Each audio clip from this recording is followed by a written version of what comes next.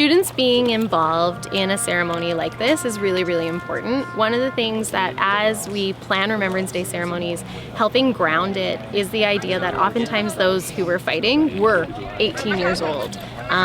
They're the same age as our grade 12 students right now. So having student voice as a part of that just really, I think, brings home the importance of who we are honoring and what has happened. The students today helped select the pieces that we're reading and wrote portions themselves and are telling a personal story in one example. What I wanted to say through my speech was that we actually have to acknowledge their sacrifices, and we obviously have to appreciate for those, because without that maybe we didn't live a life as we do today. So it's really, really important that we hear the stories of our students, because there is conflict that impacts students today and those that have come before us as well.